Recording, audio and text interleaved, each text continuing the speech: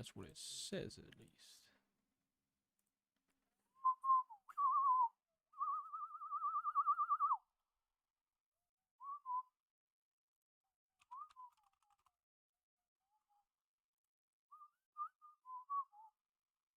Can you hear me? Am I hearable? Oh, gosh.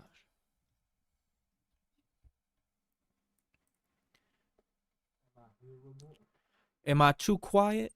I feel like I'm kind of quiet. Am I too quiet? I feel like I'm kind of quiet. That should be better. I should be more powerful and proud now. That should be better. I should be more powerful. Those P's should be standing out perfectly pronunciated. P-Mac Dance Dude. What is up? Alright. I don't have a webcam tonight. I know. Deal with it. We're gonna have to deal with it. Alright? I know you can't see my face. That's gonna kill you. It's gonna eat you up inside, but we gotta deal with it. What's up, you goober? P-Mac Dance Dude? I should have known it was you by the way you entered this place. No other guy would talk to me like that except for P-Mac Dance Dude. Get over here, you son of a bitch. I haven't seen you in years. Let me see which one of these. There we go. How we doing? How we feeling? How we feeling tonight? I'm feeling good. Frankly, I'm feeling good. I think things are looking up. I think things are gonna go good for the channel, guys. I've got big things coming up. Okay, I'm not gonna spoil anything, but we got some cool stuff coming to the channel. I'm very excited. I've been working real hard. Me and my brother have on some stuff behind the scenes. We should have a super cool thing to give to you guys here soon. We're aiming for, like probably around February is what I would like to have all this stuff ready to go by. So that's one thing. Expect big things. There might be potential changes to the schedule, which, I don't think it's a huge deal. I wish I could get my camera working so I could see you, or you could see me. But it's whatever. My camera's being weird. Okay. So, yeah, there might be some schedule changes. If anything like that happens, don't, freak out or anything. It's probably just going to be, not probably, it's going to be so we can have more time to do cooler things. So think of this as a level up for the channel. Nothing's going to happen that's going to level down the channel. So, should be cool. Trying to get excited about this stuff because, it's been a while since we've made some, like, big changes to the channel. So I think it's going to be good. That's just life. Yeah, 100%. Well, and life's getting busy for good reasons for once, instead of busy for bullshit reasons. So it's nice to actually have, a want to do something and be busy instead of it being like, ugh. So it's gonna be good. So Friday Night Deck Reviews. Oh, I got a hair in my mouth. Yuck. Okay, you know this works, boys. We're gonna take a look at 2 decks tonight and offer some suggestions, offer our aid to our fellow Lotus enjoyer. So that's what we're gonna do tonight. That's what we do every night, dude. That's what we do every Friday fucking night, baby. So we'll hop into deck number 1, which is Outreach Gamer. I want to make sure he's in here though. You know what I mean? Because Outreach was really wanting me to do his deck.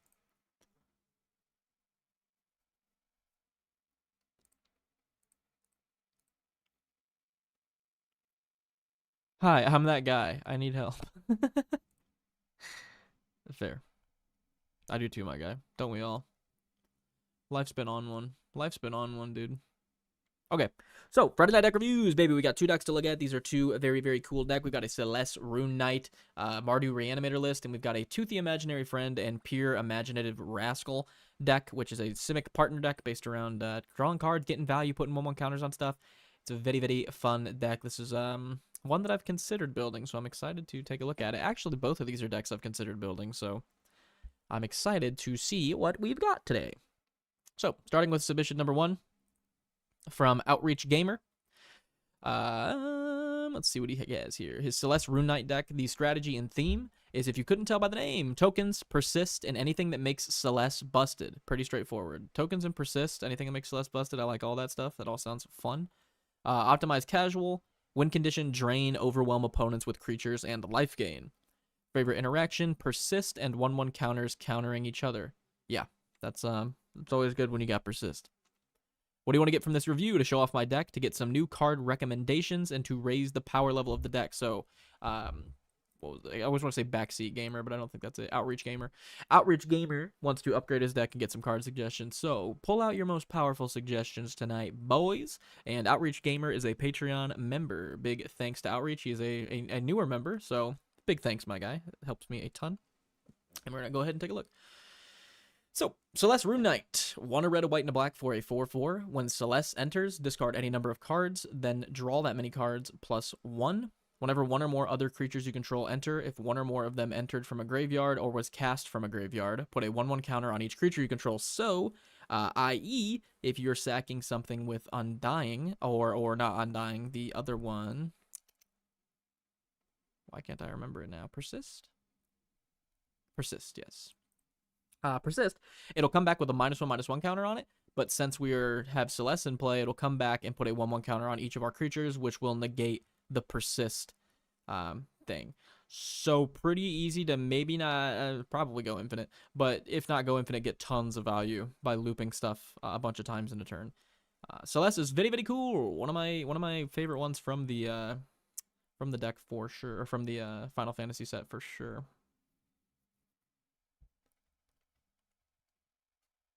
Oh, PMAC Dance, dude. Are you Outreach Gamer? I see. I don't know why that took me so long to put together. Hello, my guy. Okay. So, yeah. Let's take a look here.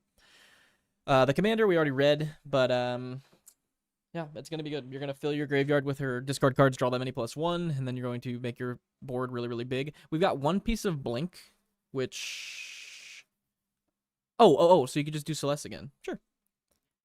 I guess the blink acts more like protection for Celeste. You know what I mean? You could use it to protect her from any kind of removal, or you could just blink her to get your hand new and fill your graveyard again. So that's actually really cool. Board wipes, we got Austere Command, Blasphemous Act. By the way, thank you for tagging. Bring Me Back.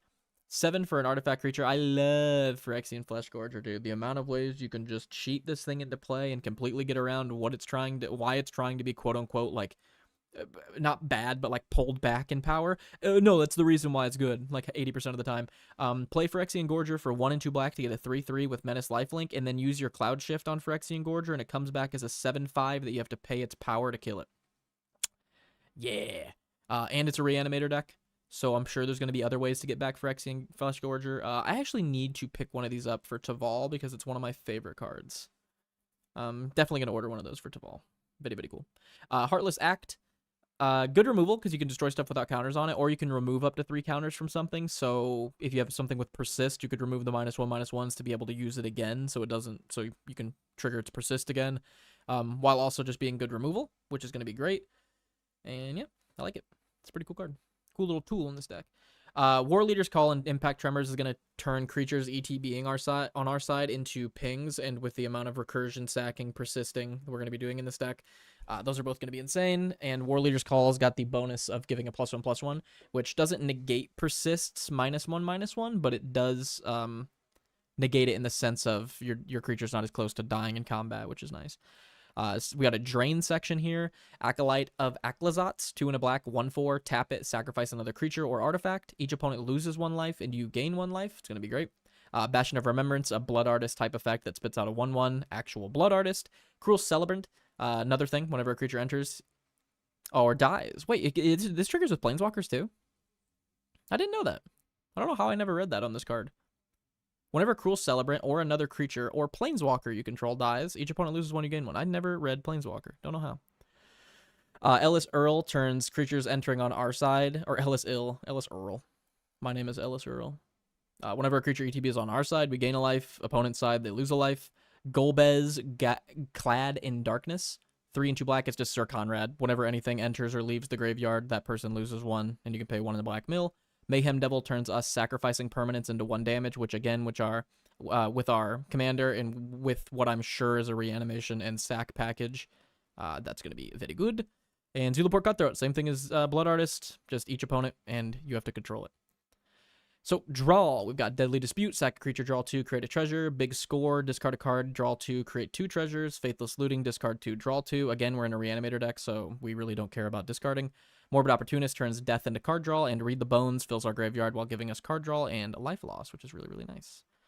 We got the lands here. I don't think there's anything too deck-specific to talk about. You got the Surveil lands, of course, to help fill the graveyard. Mana Rocks, Arcane Signet, and Sol Ring. We've got persist effects, so creatures with persist or effects that can give persist. Cauldron Haze, choose any number of creatures. Those creatures gain persist. Absolutely bonkers card. Kithkin Spellduster, sack it to destroy an enchantment, but it's got persist. 5 mana is steep for that. That is a good effect, but 5 mana, yay. Love Lesser Masticore, 2 for a 2/2 as an additional cost to cast it. Discard a card. Love that in a Reanimator deck. Pay 4. Lesser Masticore deals 1 damage to target creature. Persist. Love it. You could even use this to maybe like ping one of your own creatures to get it to go to graveyard and then persist back in a pinch, which is nice. Murderous Redcap, amazing card.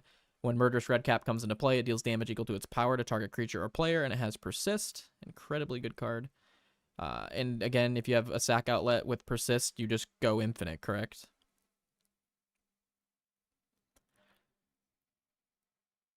You just have any sack outlet plus any persist creature, and it just goes infinite, correct? Because you just like sack the persist creature, comes back, gives itself a 1/1 counter, sack it, comes back, sack it, comes back, sack it, comes back. Incredibly powerful. It's actually nuts. Puppeteer Click lets you steal something.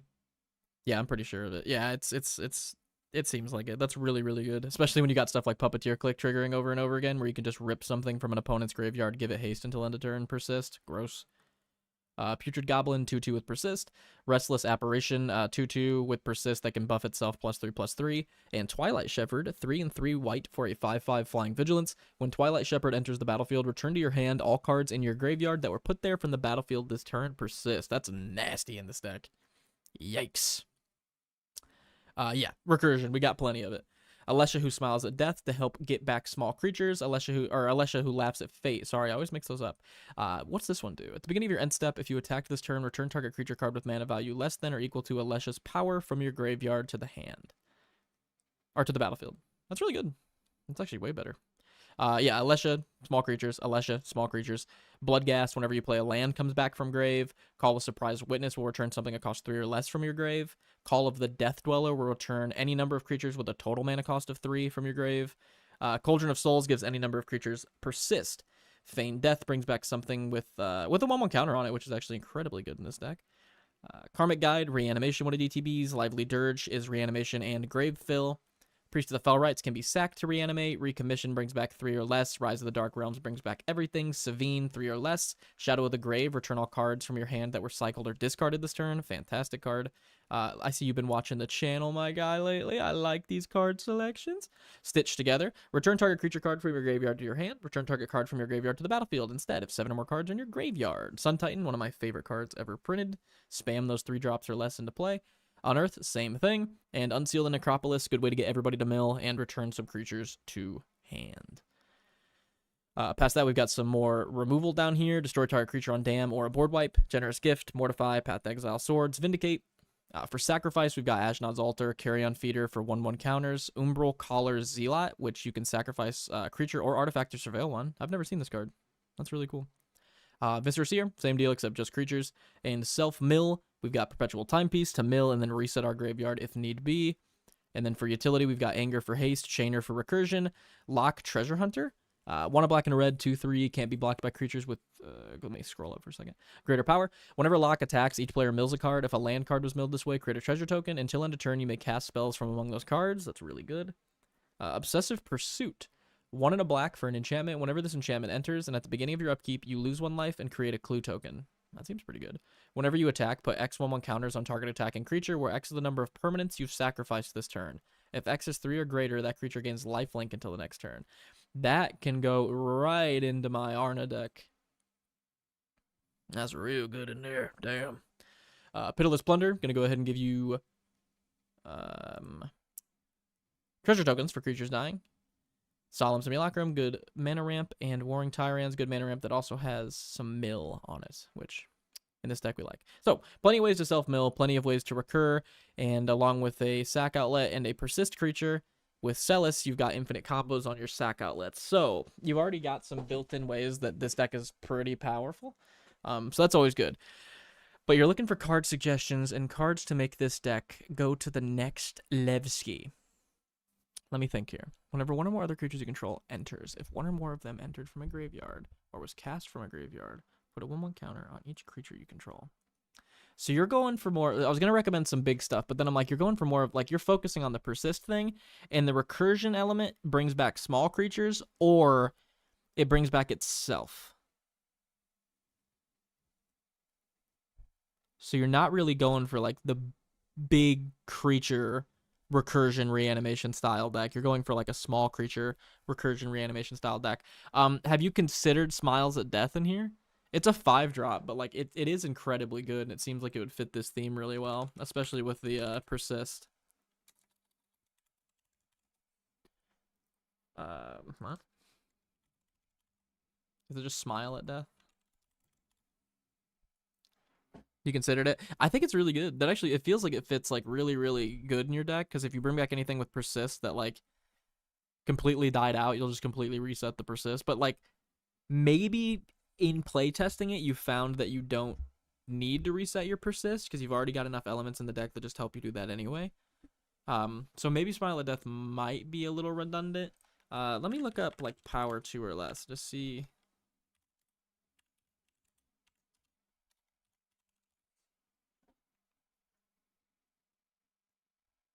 What about Arabella, dude? This actually seems kind of gross in your deck. Oh, wait, no, power 2 or less, because your stuff gets counters, so Arabella wouldn't work. Assemble the players could be good, actually. Assemble the players could be nasty in your deck, actually. You may look at the top card of your library. Once per turn, you may cast a creature spell with power 2 or less from the top of your library. Like, that's gotta be a big percentage of your deck, right? Oh, Delney for sure. Yeah, 100% Delney. Delney is cracked in this list. Are you kidding me? And if an ability, well, your commander's a 4/4, so it wouldn't trigger your commander, which is weird. No. Delney wouldn't be good though, because I thought Delney cared about CMC. It cares about power, and with your commander dishing out 1/1 counters, I don't think Delney would work either. I think Assemble the Players would be great, because looking at it, you run 31 creatures, and if we organize them by power.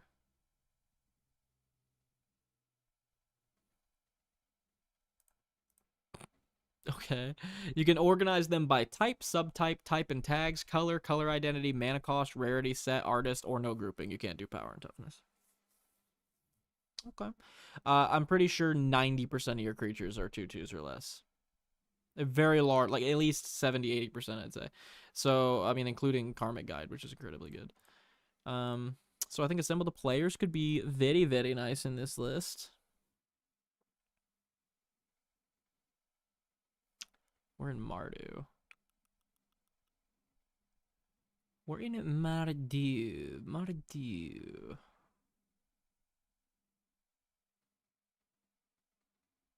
Enduring Innocence, I feel like needs to go in there for sure.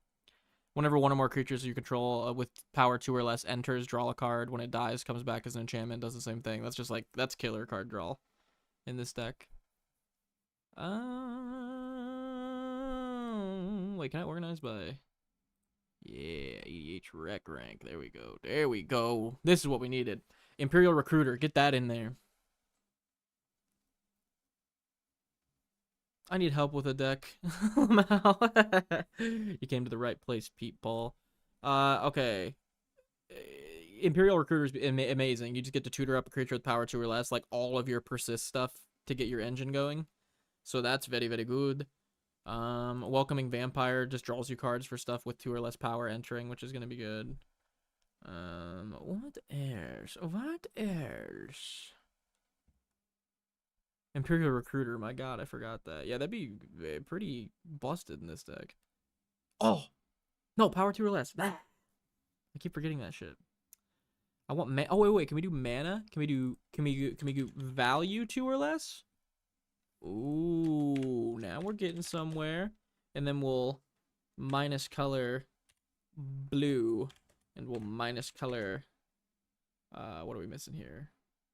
Green? Yeah, okay. Let's see. Ooh, raise the past could be... Yeah. You've played... Oh, Loris! Loris needs to go in there. Loris is so good. Once during each of your turns, you get to play a permanent that costs 2 or less. Oh. Oh, I have a 3-dog list, if you want to look at it. I have a video where I made a 3-dog deck. I don't know if you checked that out yet. Pete Paul. What's up? Look forward to seeing some suggestions for my Toothy. Hell yeah, man! I'm excited to look at the Toothy, honestly. That's a deck I've wanted to make for a while. I keep forgetting that little bastard exists. Oh, shit. You can just type in ID Mardu to exclude blue and green. Ooh.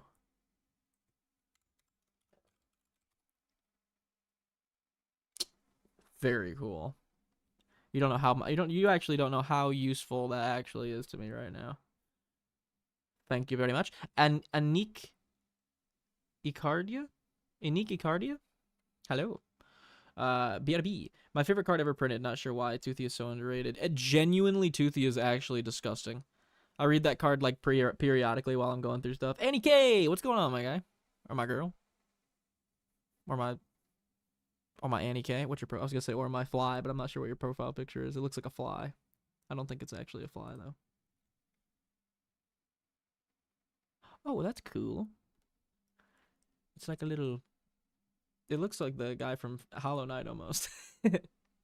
Okay, have you seen the new drag and drop feature between Scry, Mox, and Rec? Yes, I have, and I love it. It helps me build decks so much quicker being able to do that.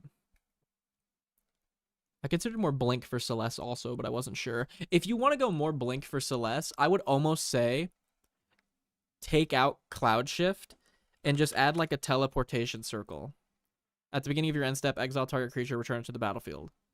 And I think it says you may. Exile up to 1, so you don't have to do it. So you can get some good blinks on some other stuff, like Karmic Guides would be really nice to blink, but then you could also like reset your commander and get a fresh hand whenever you want. I feel like that would probably be a better route. Instead of just adding like a little blink kit, you could just run like Conjurer's Closet and Teleportation Circle. And that would be doing a ton of the heavy linking or lifting on the blink side of things.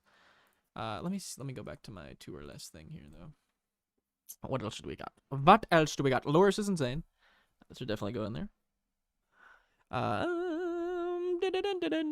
What is this? Sarah Paragon. 2 and 2 white, 3/4 flying. Once during each of your turns, you may play a land from your graveyard or cast a permanent spell with mana value 3 or less. If you do, it gains when this permanent is put into a graveyard from the battlefield. Exile it. No.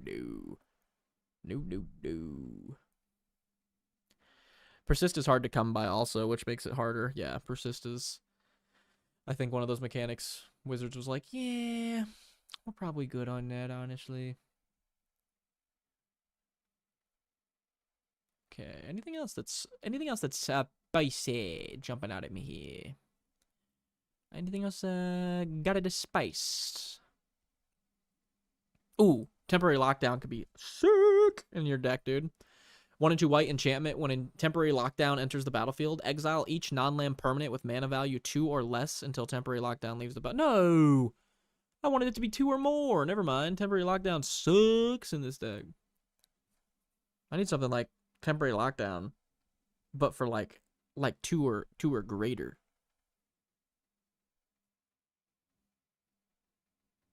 Next set though, there's some gangbusters, dude. I bet I'm so.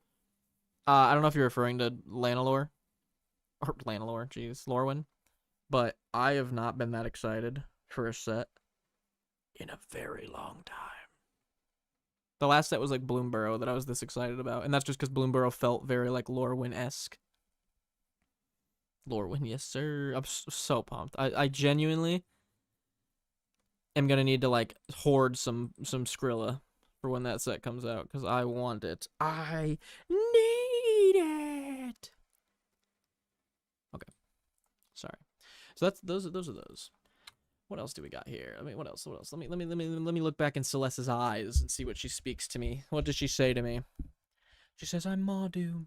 Tons of creatures are going to be coming into play and leaving play. I want that new white-black elemental. That is some of the coolest art I've seen. That's why I love Lorwyn, man. The art was so good. And then seeing the art that they have on the new stuff, I'm like, that's really a big reason why I'm so excited. Because I'm like, oh, this art's good. Wait a second, this art's really, really good. This looks like Lorwyn, yes. Okay. So red, white, black, 4/4. Enters from graveyard. Whenever one or more other creatures you control enters, or if one or more of them entered from a graveyard or was cast from a graveyard. Whenever one or more other creatures enter. So, let me just see here.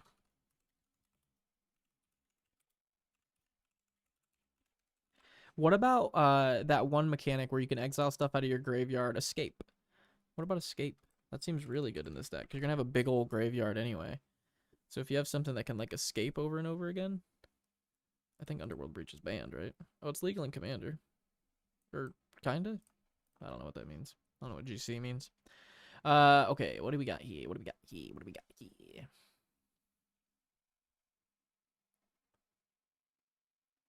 I don't know how well escape would really interact though. Oh, game changer. That makes sense. I don't know if this is exactly what we'd need though, because your deck's already doing the looping thing very, very well. Wait, why is Woestrider not in the list? Oh, that's a good point. Woestrider was on this, wasn't it? Yeah. Woestrider will be good. Make a 1/1. Has escape so it can loop itself.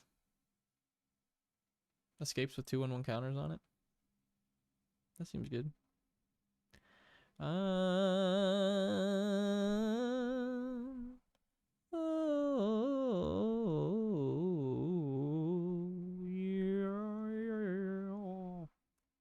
Not a lot of escape stuff.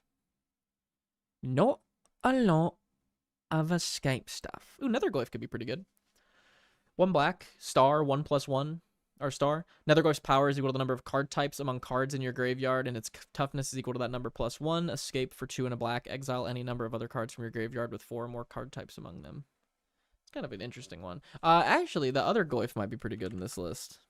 Because I think... Oh, no, it's a star, though, so it will be bigger than... Not Netherglyph. Borrowglyph. That's not the Borrowglyph. That's not my Borrowglyph. That's my Borrowglyph. I considered those because I have a ton of recursion already. Oh, the Grave Betrayal and Kaya's Ghost form. Yeah, that's the thing. Any suggestions for like recursion or grave fill seems redundant because like your commander and the persist package and sack outlet package like does that already so well. So I'm trying to think like what you need is like some power cards, like some cards that are just gonna like interact with this deck and like take it to the next level because you're already doing the deck's theme like really, really well. So let me see. What would interact with this deck well? Let me take a little peeksy. I'm gonna take a little looksy doodle through my deck.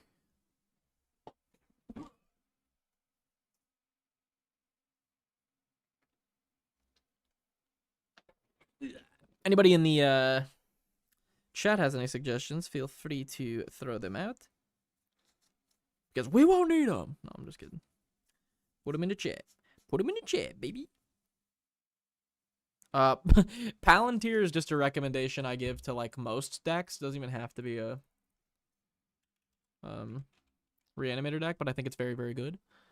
At the beginning of your end step, put an influence counter on Palantir of Ornithanc, then scry 2. Target opponent may have you draw a card. If that player doesn't, you mill X cards where X is the number of influence counters on it, and that player loses life equal to the total mana value of cards milled.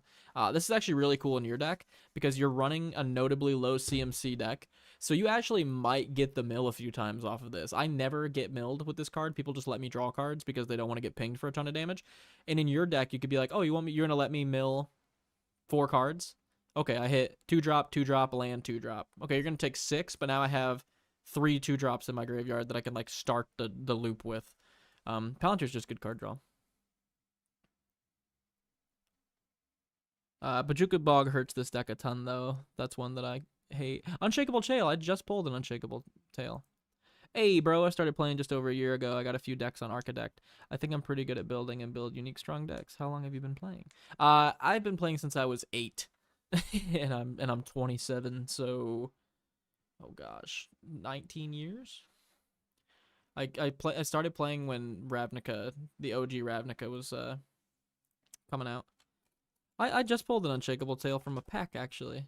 Funnily enough, it was like the worst Murders at Karlov collector's pack I've ever had. That's a pull and a half. That's sick. Everything I know. 6485. I appreciate you joining, my guy. Unshakable Tale. 2 and a black. 3/2. When it enters the battlefield and at the beginning of your upkeep, surveil one. Whenever one or more creature cards are put into your graveyard from your library. That's a little weird. From your library, because a lot of the stuff in this deck's gonna go from graveyard or from hand or battlefield. So that's a little weird. Sack a clue. Return Unshakable Tale from your graveyard to your hand. I don't think this one's worth it. Just because being 3 power is weird, because a lot of our stuff interacts with 2 power. And then the fact that it interacts with stuff going to graveyard from library, when a lot of our stuff goes from hand or battlefield. I love Unshakable Tale. I'm considering putting it into my Tibalt deck. Not 100% sure if it goes in this list, though. Let me see. Oh, Tibalt's Judgment, dude. Good lord, throw that in this deck. It would go nuts in this deck. Whenever one or more cards leaves your graveyard, choose one that hasn't been chosen this turn, draw a card, create a treasure, create a 2/2. I'm guessing your deck can do this 3 times pretty fucking easily. So it's just like, hey, what's up? I'm just going to go ahead and just keep getting tons of mana ramp, tons of card draw, and tons of bodies on board. The 3 things you want to be doing, I'm going to do that for my deck just firing off. PMAC Dance Dude, I have a copy, funnily enough. Oh my god, Tibalt's Judgment. Every time I get to play that card, I'm like, this is cracked. It is so good. Oh, I just threw a Consuming Aberration and a Lord of Extinction into my Taval deck. What do you guys think of that? You think I'm a scumbag, or do you think that's an appropriate move? Because I run Altar of Dementia, and I said, why not? Shadow of the Grave is in the list, if I'm not mistaken. Where was it? Yep, Shadow of the Grave. Consuming is hilarious. How did you find out what you like to do? I have a problem right now trying to figure that out. My pet deck, I've done like 4 or 5 iterations, and I'm still on the fence right now about it. It sounds to me like you're on the perfect track to being a Magic player. When I started playing this game, I bought Teneb the Harvester, who was like a reanimator deck. I just thought that would be fun.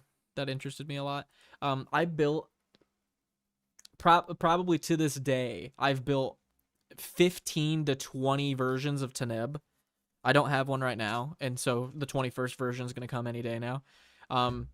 Spaghetti at the wall, that's how you do it. Literally, you just play with a bunch of different stuff. That's why I think a big value of this channel is you get to discover some new cards and new decks and new strategies and stuff. And every now and then one of those might click where you're like, ooh, that's actually something I really like. I've been playing for 20 years almost, so just normal. Lol.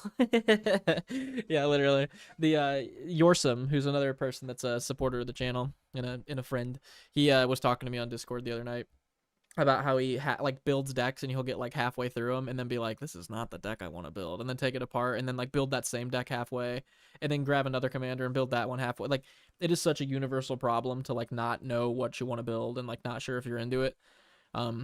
Honestly, going off gut's another thing too. Nick, that's me, literally. No, literally, that's all of us, dude. It's insane. It's just like nonstop. Bro, I told you about that Shining deck. Yes, yes, you did. That's the exact thing. Yorsum was, I can't remember what deck Yorsum was building, but yeah, then you brought up the Shining deck. It's literally just like looping, building the same thing over and over again. It's just like, I think it will work this time, guys. I don't know what's different. I think it'll work this time. Hey Nick, love your videos. I'm a budget MTG player. I'm having a problem with my Memnarch deck. It was fun at first, but it's gotten stale. Got any ideas on how to spice up my love for him? Memnarch. That's the big robot guy? Yeah, big robot guy. Memnarch, 7-drop, 4/5. Target permanent becomes an artifact in addition to other types. Gain control of target artifact. He's a big, slow, clunky guy. You know what I mean? I don't know how much more fun that deck could be in the modern age. Maybe you could go like. Nah, I was gonna say maybe you could go like a vehicle route or something like that, but that doesn't really make a bunch of sense. I mean, you could like gain control of people's stuff and then use it to crew, but that's weird. I've been stuck on that for over a year. That Shining deck. I don't know if anybody in chat's got suggestions for him. Let him know, because that's definitely outside my fucking realm. Like mono blue, artifacts, control. You can do mechanized production with Memnarch, yeah. Try to make 6, is it 6 or 7 copies of a same named artifact to win the game. It's fun brewing, but I think it's the best when you're holding down a table 1v3 with something you brew by yourself. I agree. There's nothing better than you brewing something by yourself and being like, this deck's actually doing some shit right now. This is fire. Yeah, the gimmick gets stale. That's the thing, dude. I was very similar with my OG Omnath deck. Before I built Omnath Locus of Mana when I was like 10. Oh, the gimmick was so exciting. Like, it wasn't 10. I was probably 15, 16. Gimmick was super exciting when World Light came out. I was like, this is nuts. And then I played it for literally like a month or two. And I was like, yeah, getting a bunch of mana and then playing Big Thing. Like, even if I replace what Big Thing is, just kind of feels the same. And like, there's no like differentiating between each game. Each game is just play a ton of creatures, draw a bunch of cards. It felt like a Simic value deck that was just mono green, and this gave me the same feeling that Memnarch does you, where I was like, yeah, it's powerful, but like the ability just gets stale. I made an absolute virtue blink deck, and it got stale after one game. Dude, I have had that happen so many times. The amount of decks that I've built that have been Boros, Gruul, mono red, like I'm not a 2-color red guy and a mono red guy. The amount of times I've tried and then sat down and like 3 or 4 turns in been like, I don't like this. Like, this is not a me thing. Also, someone suggested Soulstone for Celeste. I wonder how that would work. Speaking of Soulstone, did you guys watch the Command Zones like reward or like award ceremony for like Commander? That was very entertaining. I actually really liked that video. I haven't watched a lot of their videos lately, but that one popped up and I was like, this is a very good idea for a video. The production was really, really good. I had a blast watching it today. Soulstone. Nuh-uh. It was fun. It was actually cool. The first half was fun. The second half was just VV or Neater just winning every single category, and it was even annoying them. They were like, okay, VV again, sick. The Soulstone, 1 in the black, legendary artifact, Infinity Stone. Damn, it's actually a card type. Indestructible. It has to be a card type because there's going to be a final one that says if you control blank number of permanents with the Infinity Stone card type or something like that. $32,000 for this Soulstone.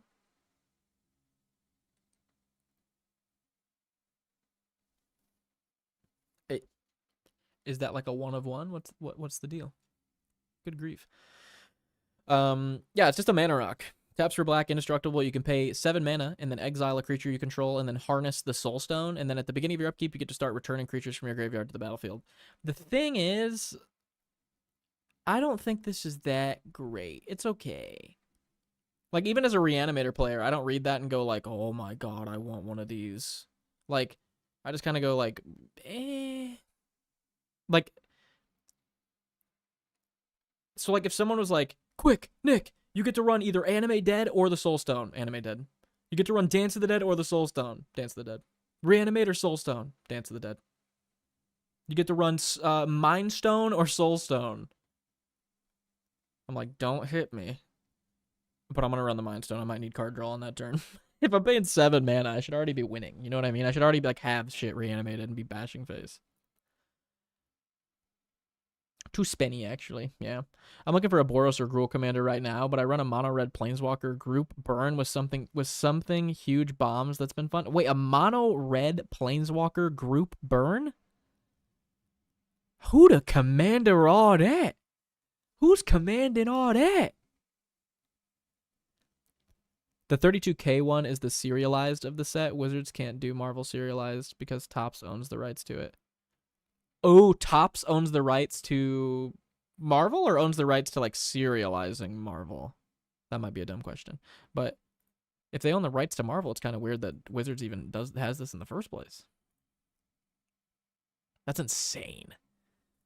I thought it was cool when I pulled a fucking $1,000 Blackbeard, dude. $33,000 Marvels. That's crazy. Topps owns the rights to serialized Marvel cards. Gotcha. That's very weird. Bro, it's like the most used burn commander, probably. Who is it? Again, I'm not a mono red player, so like that means nothing to me. I'm like, I don't even know who a good is. Oh, is it Krenko? What's the he said most used burn commander, so not Krenko. Soulstone's good. Like, you know what I mean? It is a mana rock. It's indestructible. It has a really powerful ability. Like, I could see people being into it. Again, though, we're talking about like a weenie deck that's going for small creature recursion. So Soulstone, actually, nah. We don't need Soulstone. I didn't find anything in my Taval that was too good. I found Taval's Judgment or whatever. Oh, you have there is like a definite go wide theme to your deck, though. So my Arna actually might have something. Hold on a second. What did I do? What did I do with you, Arna? Oh, dude, I'm so pumped. This is like the first old man thing that I've ever done. Not ever done. My body is an old man thing, but like excitement wise, we went to the card shop when I went down to my brother's place. Me and him hit up the card shop, and we went in there and we were looking to trade in some stuff to get some cash. Ooh, soft served memes became a freaking $4.99 member. Woo! I wish I was on camera so I could give you my I wish I was on camera so I could give you my thank you for becoming a $4.99 members dance that I definitely do every other time someone did that. Nobody lie in chat. I definitely dance every time someone does that. I'm dancing right now. I'm dancing right now. I'm dancing right now. You're the GOAT, my guy. Hit up that deck submission form and show me your decks. Show me your deck, dude. I showed you mine. You show me yours. Salfim. I don't have every card memorized because I've only been playing a year. Oh, no, you're good, man. Just once you figure it out, or if you can remember it or anything, let me know. I made a Taval Zombie Tribal. It slaps. Taval slaps. Taval strong. Taval was a list I considered for a long time. Like, holy crap, for a long time. I cannot recommend Taval enough, PMAC Dance, dude. Taval the balance scale is my favorite deck I've ever ran. You've probably heard me say that in like 90% of my videos you've watched already. I can't stop talking about this dude. He is one of the funnest commanders you could possibly run. You get an army in a can. You get to fill your graveyard. You get to mana ramp. You have a 4/4 for 4 with evasion. You're in the best colors. I don't care who says anything. Sultai is the funnest shit to run ever. God, I love Sultai. PMAC Daddy. Reanimator is one of my favorite strategies. Oh, God, I love Reanimator. PMAC Daddy, you freaking... I'm calling you PMAC Daddy. I'm not sure why, but I'm going to keep doing it. You're a man after my heart, dude. I love that. Everything I know. How can we submit decks? If you're a Patreon member or a YouTube member, you'll gain access to the deck submission for... I always sound like I'm like reading from a script, but that's like the only way I know how to word it at this point. You'll gain access to the deck submission form. The lowest tier is $1 a month. So if you want to throw me $1 this month and then submit some decks, dude, and then drop out next month, that is all cool. All good. I will still review your decks. Yeah. If you join the YouTube members or Patreon members, you'll see a link to a Google form submitter, and it'll just pop up with all the information you need. It'll ask you what your commander's name is, what you're looking for out of the deck, all that stuff, and then yeah, pretty straightforward. Okay, so anyway, after I'm done sucking Taval off real quick and then thanking soft served memes, or did I get that backwards? Wink, wink. It's like soft serve memes took back their $4.99 subscription. I'm like, oh shit. I didn't mean it, soft serve memes. I'm sorry. Oh, abandoned air temple needs to go in your deck. I just pulled one of these natty out of a pack. I had no idea how busted the first pack of Avatar I got was. Let me tell you what my 3 rares were. I got 3 rares first off. And the first one was Abandoned Air Temple. We'll get back to this one in a second. Second one was freaking Aang at the Crossroads, dude. And I thought, Oh my gosh. What was the third one? I just had it in my brain and now I lost. Oh, yeah, yeah, yeah. Oh, yeah, yeah, yeah. Avatar's Wrath was my third one, dude. Those three were in the fucking pack. Are you kidding me? I pulled Avatar's Wrath, Aang, and an Abandoned Air Temple. Aang is a nuts card. I 100% agree. I'm actually building an Aang deck right now. I made a short about it. I don't know if you saw that short, PMAC, but my idea for Aang is to run him and then use the fact that he can cheat out a value of 4 or less to cheat out Arcades and run like a secret wall deck. So run like a bunch of walls that you're cheating out with Aang. Like, well, Aang plus blink spells to blink Aang. And then cheat out a bunch of walls, cheat out Arcades to swing with them. Like a secret commander deck. So that's what I'm working on the side there. Bro, my eyes were glued to that shore. I'm sure, dude. My pants were looking good, dude. That was just for you. That was just for you, PMAC Dance Dude. I said PMAC Dance Dude's gonna watch this one. And PMAC Dance Dudes likes to see daddy in jeans. PMAC Dance Dude just became a $25 member. I'm like, damn. PMAC. You like that? Okay. Abandoned Air Temple. Put this in your deck. This thing is so fucking good. Land that enters untapped if you control a basic land, taps for a white, and then you pay 4 to put a 1/1 on your whole board. This card was 30 cents when I looked it up when I pulled it. It's $2 now. I literally think it's going to keep going up. It was voted as like the second most powerful card on that Commander or the Command Zone video, like the award show thing. Like most powerful card of the year. This was like second. And I was like, that's fucking cool. Like, so it is a really fucking good, or powerful land, not card, my bad. Powerful land of the year. It's got second place. I can't remember what won first. I think it was the Gaia's Cradle one, but I like read that and I think that card's buns. It enters tapped, so I'm like, I don't know how. Okay, sure. It's like it's like Timeless Lotus. I could fight with people for 7 years about that card.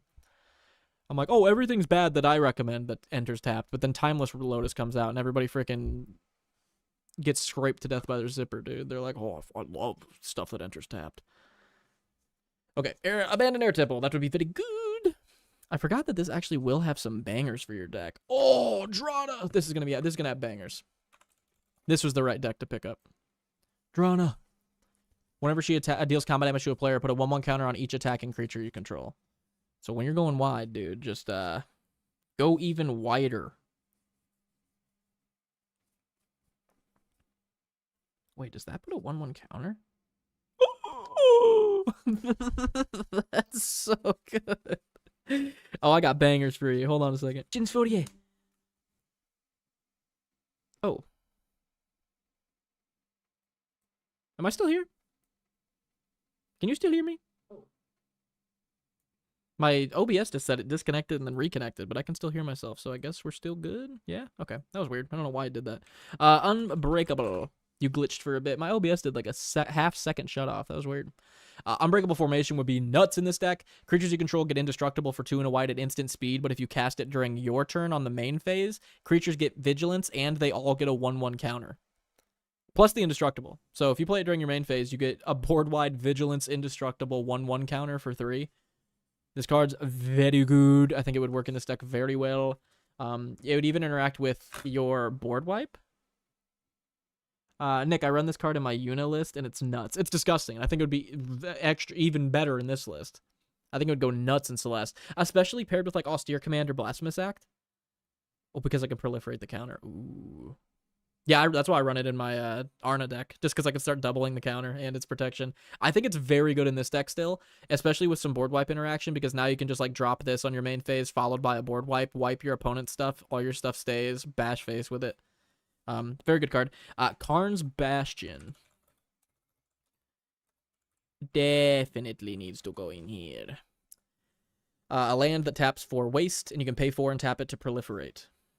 So I'm sure this one, actually this one probably is in your unit list as well. Another great one. Horn of the Mark is a card that I cannot get enough of. I will talk about this card every chance I get a chance. 2 for a legendary artifact. Whenever 2 or more creatures you control attack a player, you can look at the top 5 cards of your library, reveal a creature from them, and put it into your hand. And this is for each player. So if you attack 2 opponents with the 2 creatures, or if you attack if you attack 1 opponent with 2 of your creatures, and then the second opponent with 2 more creatures, and then a third opponent with 2 more, which in your deck going wide, that doesn't seem that hard to do. This will trigger 3 times. So you'll get to look at the top 15 cards of your deck in 3 separate 5-card bursts, of course, and then pick a creature and put it into your hand.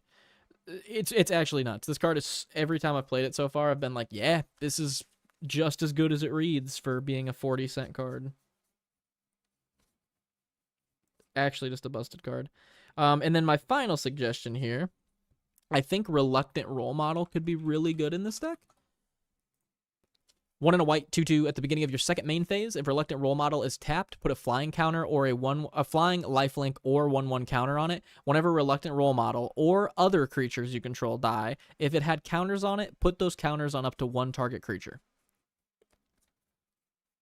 That card goes infinite with Yuna and Walking Ballista. Yikes. I'm guessing you're talking about Bastion? Yeah, Reluctant seems fantastic in this list. I actually really like that in here. How much of the stuff is white that you're reanimating? Yeah, it doesn't seem like a lot. No, it's not. Yes, okay. Yeah, that's really good. Yuna seems busted, honestly. Okay. Reluctant's like cheaper Ozolith. That's exactly what I think. Every time I see this card, I have that exact same thought. It's literally just cheaper Ozolith. So like all your stuff when it gets smoked, not even when it gets smoked, interacts with your sack outlets really well. Because now you can just like sack outlet stuff and be netting counters onto other stuff. It's pretty cool. But if it had counters on it, put it on up. Oh wait, oh, this is really cool in your deck. Hold on, think about this, dude. If you sack stuff that has -1/-1 counters on it from your persist, you can put those -1/-1s on opponent stuff. It doesn't say target creature you control. Oh, that's cool. This is really cool in your deck. Reluctant's actually sick. Would Legion Loyalty work? 6 and 2 white enchantment. Creatures you control have Myriad.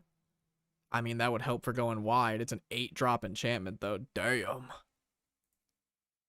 That is so expensive mana cost-wise. I don't even know how you would get that out before turn, like, 6, 7. Everyone shut up in the chat. Shut up. I mean, it would be good. Like, it's pretty much like a Crater Hoof. You know what I mean at that point? Crater Hoof's a little easier to cheat in. But it's an 8 mana to essentially win the game. You know what's stupid with that? What would that be? Myriad triggers Celeste for every copy that enters. Does it? They don't enter from the graveyard, though. Each of the Myriad for your Celeste, like itself. Yeah, so you'd get 3 more. You get 3 more Celeste triggers, or if you swung with a Karmic Guide, you'd get like 2 more Karmic Guide triggers. Huh. It's pretty cool. It's casual commander. You all get 50 turns each. That's fair. I still have PTSD from versing my Maelstrom Wanderer, my friend's Maelstrom Wanderer deck where I die turn 6 when it hits play. I'm like, oh no. You're right. Casual commander. I mean, yeah, that's a great card. Like if your games go long enough that you'll be able to play this, that's definitely going to win you a game. Cool. Okay, so if chat has any more suggestions, drop them. And we're going to head on over to the next deck here, the Toothy and Pier deck. I'm going to run downstairs and grab a little snack and use the bathroom real quick. And I will be right back, and we'll start on the second deck. Thank you for submitting your deck, P Mac Dance Dude. Now that I know that's you. Very, very fun deck. Very cool. Celeste is extremely powerful. She's like one of the only Mardu decks I've actually considered building. So it's cool to actually look at one and realize how insanely easy it is to make her insane with infinites. I didn't even think about that when I read her. Just like, oh, persist plus sack equals bye-bye. So, yeah. I mean, Alter Dementia, you have that in here, right? You had it with your sacks. Oh, you need an Alter Dementia in here. That needs to go in here immediately. There's like a win con. That ups your power level immensely. Sack a creature, target player puts cards equal to that creature's power from the top of their graveyard. Like, there you go. There you go. You win the game. You go infinite with that and you mill everybody. I'm sure you already knew about that. But if you wanted to up the power level, I think that would be a good way to do it. I'm going to be right back. Enjoy this little picture That totally doesn't mean anything, dude. And I will be right back. In like 5 minutes. There's 16 people in here right as I'm about to leave. Chat. Let them know that I'm just taking a little break, a little potty break, and I'll be right back. I'll be right back for you. 1 second. Oh, that Cloud Shift has Appa on it. I didn't notice Appa. That's really cool. Okay, I'll be right back.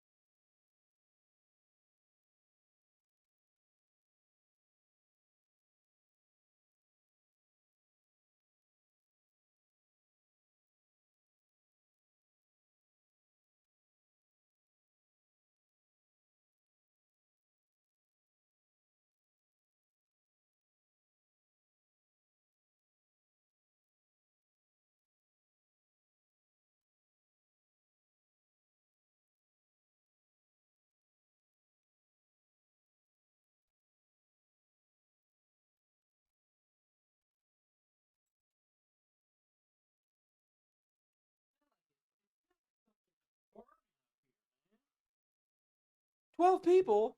Now why'd you guys go and let 4 people leave? What the heck?" Okay. What do we got? What do we got? Nick's dropping the kids off at the pool. Okay, I did it, but keep in mind, I've only been playing about a year, so keep that in mind when reviewing it. LOL. All right.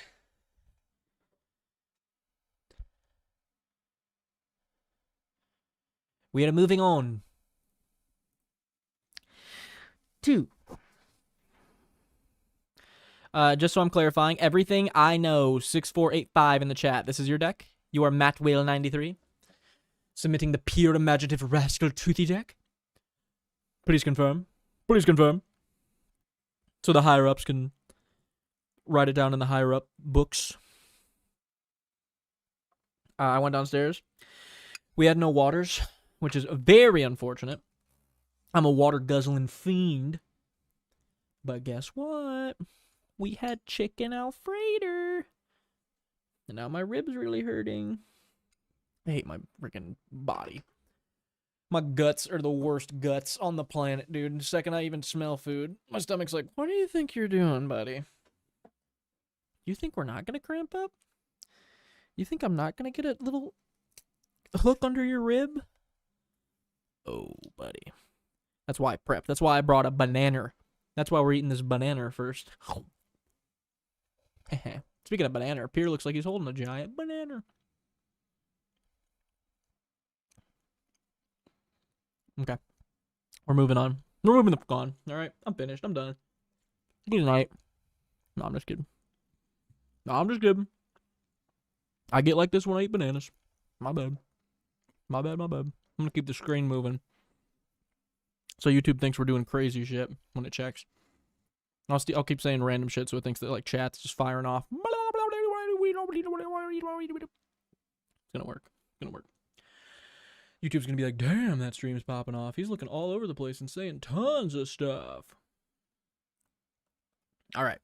We're going to Matt Will 93, his pure imaginative rascal and toothy imaginary friend deck. We will go to his submission form here.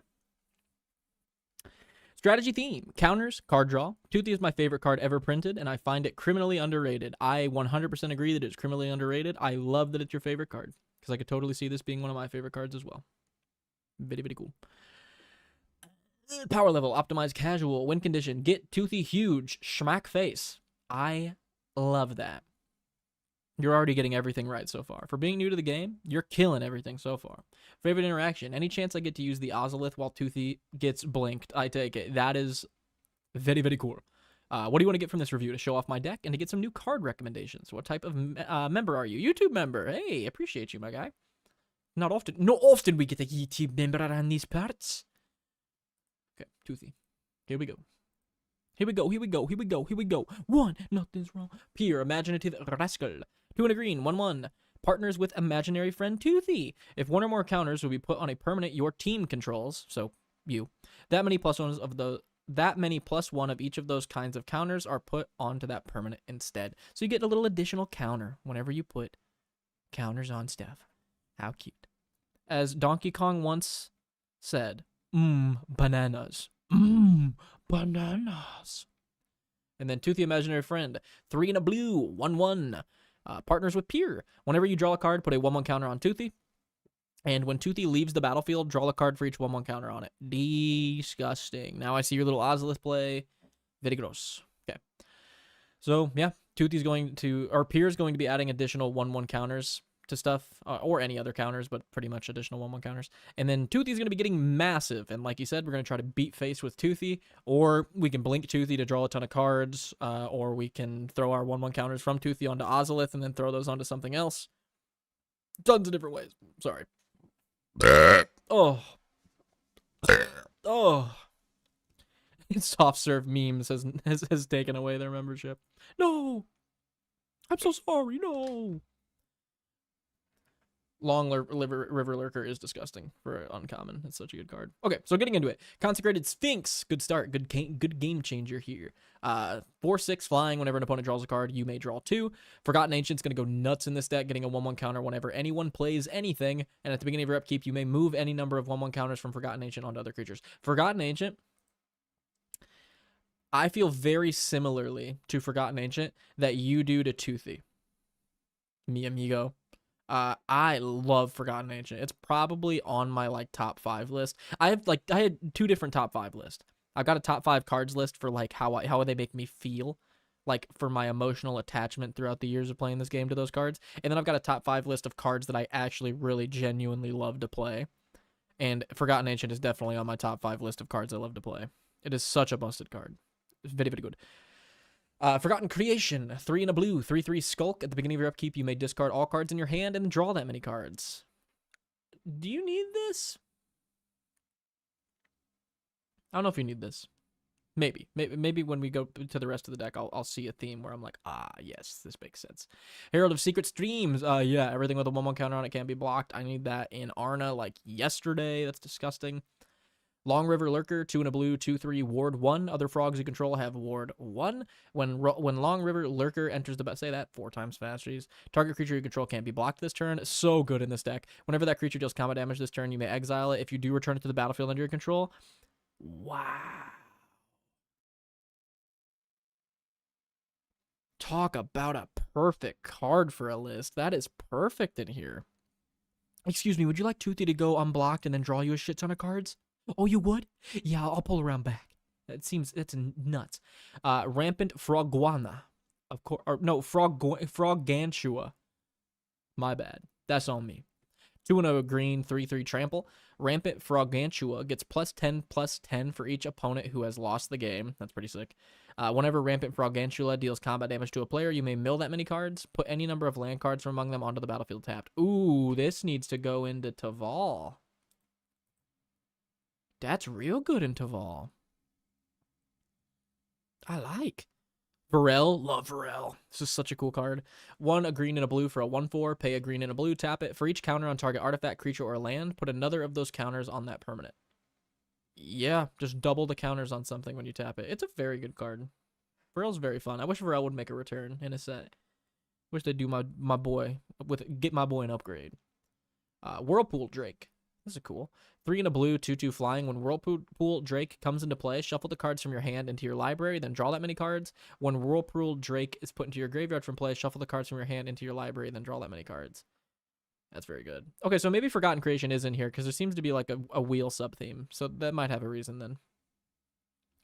Whirlpool Rider. 1 and a blue, 1/1. When Whirlpool Rider comes into play, shuffle the cards from your hand into your library, then draw that many cards. And then Wonder, if it's in the graveyard, creatures you control have flying. So again, making your Toothy evasive is going to be good. Days Undoing. Mercfiend Liege would be good. Mercfiend Liege. Is that the one that is the Simic Liege? Oh. Yes, this one is great. 2 and 3 hybrid Simic, 4/4. Other green creatures get 1/1. Other blue creatures get 1/1. Untap all green or blue creatures you control during other players' untap steps. Yeah, that would be great. That would be nasty in here.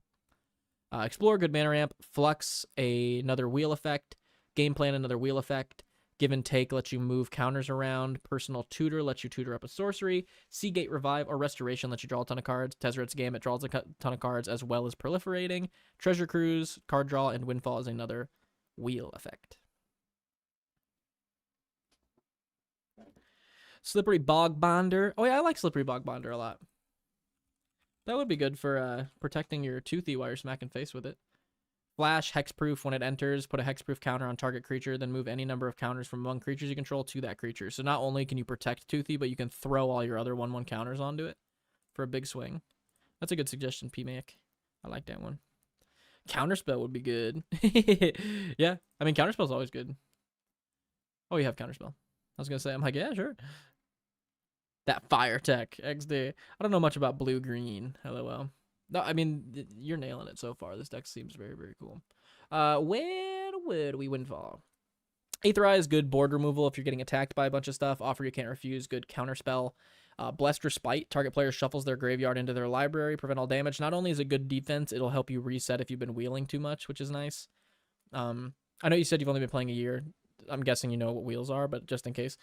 Wheels are when you discard your hand and draw that many cards. So Blessed Respite's actually great to prevent yourself from like discarding too many cards with those effects, which is nice.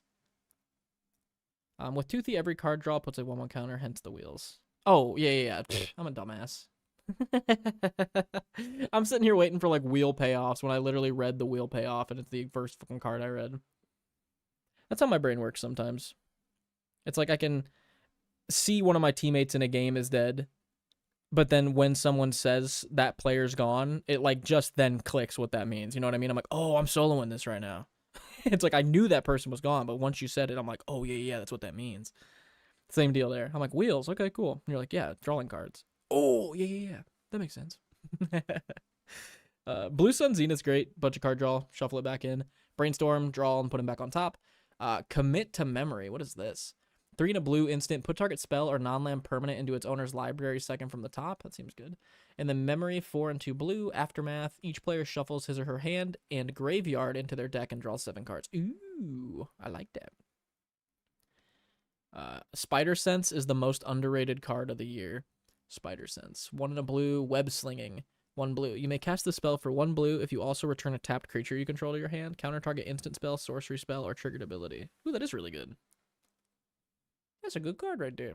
Counterspell, Cyclonic Rift, Displace, displaces some good blink. Essence Flux, good blink. Frantic Search, good card draw. Ghostly Flicker, good blink. Growth Spiral, good mana ramp. Illusionist Gambit. 2 and 2 blue instant. Cast Illusionist Gambit only during the declare blocker step of an opponent's turn. Remove all attacking creatures from the game and untap them. After this phase, there is an additional combat phase. Each of those creatures attacks this combat if able. They can't attack you or a planeswalker you control. This is just fun. This is kind of what I talked about in my Arna deck. Having like 2 or 3 just highly political multiplayer cards in your deck is very fun. So I agree. I think Illusionist Gambit, that's just fun. Illusionist Stratagem, some good blink again. Puzzle Box. Displacer Kitten would also be good. Displacer Kitten would be incredible. Remember, he doesn't want infinite, so Puzzle Box would be too much. That's fair. Like all the time. Oh, I get what you're saying. Word. You're saying like, yeah, I'm pretty sure he doesn't want infinites. Okay, let me think here. Because something just popped into my head and I'm losing it. I'm losing it. Oh, you said Displacer Kitten. It made me think of Deadeye Navigator. You can soul bond to something. There is no way they can do that no longer. I'm live. There is no I'm way. live. I'm live. Unbelievable. So crazy. 1 second. Good grief. Okay. Deadeye's great. Soul bonded to something, pay 1 to blue, and blink creatures over and over and over again. It's actually busted. You said you didn't want infinite, but I don't think that's infinite. Because you're not going to go infinite with that. I mean, you can if you blink like a... What's that thing called? The untap lands Drake. Is it even a Drake? What's the card I'm thinking about? It's like a 4-drop. You untap 4. There we go. Peregrine Drake. I thought it was a Drake. 5-drop. Untap 5 lands. Yeah, if you put that on your Deadeye, sure, you'll go infinite. But we don't gotta do that. We don't gotta, like, do that all the time. Okay. Bristly Bill, if it's not out of a budget. I mean, Bristly Bill is expensive, but it's also fucking incredible. 1 in a green, 2/2. Whenever a land enters, put a 1. I always forget it's target creature. Oh, yikes. I always forget that's target creature. I always thought that was Bristly Bill. That's crazy. When people moderate power levels, is that to get more pickup games, or is that challenge level? Because I don't get it. I think it's more to find more games at a card shop more than anything. Because me and my friends don't even really do it. We just build decks that aren't CEDH and just play. I'm pretty sure it's more for like card shops though. He's proxying. Oh, okay, yeah. So Bristly Bill would be fantastic. Displacer Kitten, Bristly Bill, Deadeye, proxy, all that shit. Oh yeah, I forgot to look up Displacer. Displacer is insane. Whenever you cast a non-creature spell, exile up to 1 target creature, return it to play. Again, it protects stuff like PMAC is saying. So if you play an instant, you can just like instant speed blink stuff to protect it. So not only are you path exiling that guy's creature, but you're also blinking. I know in your deck you can't do that. So not only are you beast withinning someone's creature, you're also blinking to protect. So like, you're just getting mad value here. Sounds like I got a limited amount of time on this mic before things explode outside this room, so we gotta hurry, dude. Tensions are rising. And I can't take shit seriously. So that's gonna end great. Mana drain. Counter something. Add that much waste to your mana pool. Very, very good. Miscast. Counter an instant or sorcery unless they pay 2. Mystic Tutor. Search up an instant. Negate. Counter target non-creature spell. Pull from tomorrow. Draw X, then discard a card. Pull from tomorrow is actually pretty good for instant speed. Oh, Everything I Know. That's a great one. What's that guy's name? I think it's like something of the archive. I think if I type in archive, it'll come up. No? What? Type bird. Oracle draw. Type legendary. There you are. Yeah, Washi Tong. This thing is disgusting. I did not read this card. I have such a bad habit of not fully reading cards when they're spoiled. I did not fully read this fucking card, so I did not think it was as good as it was. Okay? This came up on the Command Zone video today, and I read through it, and I was like, yeah, it's like a Mind Spring on a creature with Flash. That's really good. You could, like, flash in, draw a bunch of cards, get a big creature. Now I'm looking at it, and I'm like, wait a second, what's that bottom line of text say? Oh. Yeah, just a 2 blue, 1/1, Flash, Flying, Vigilance. Gets a 1/1 and you draw a card whenever anybody searches. Yeah, just for 2 blue, it's insane. Juan goes infinite with Displacer, unfortunately. Juan goes infinite with Displacer. How? How does that work?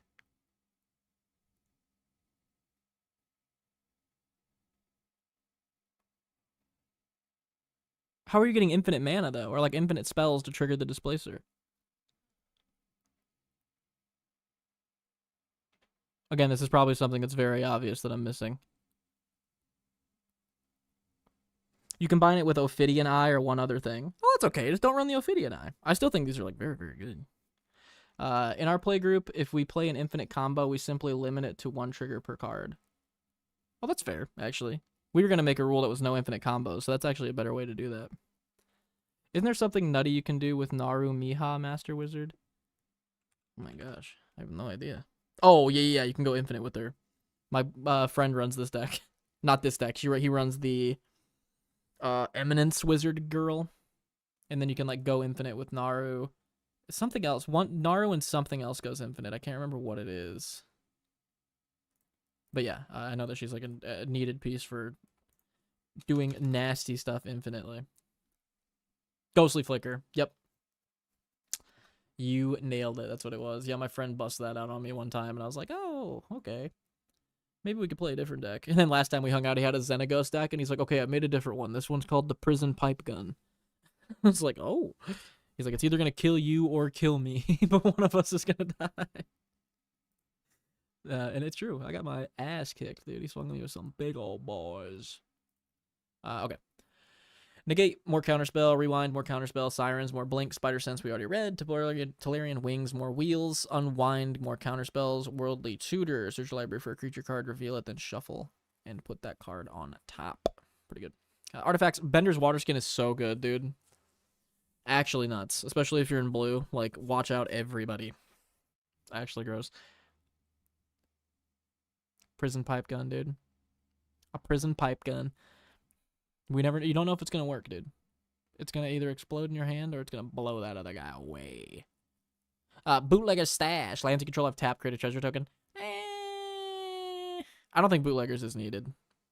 Now that I understand the wheel strategy and I'm not being a total dumbass, this is the one card so far that stood out as like, I don't know if you necessarily need Bootleggers. Conjurer's Closet, fantastic. I love Credit Voucher. This one's sick.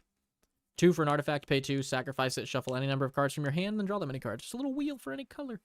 Decanter of Endless Water, another mana rock, no maximum hand size. Mana rock, protection.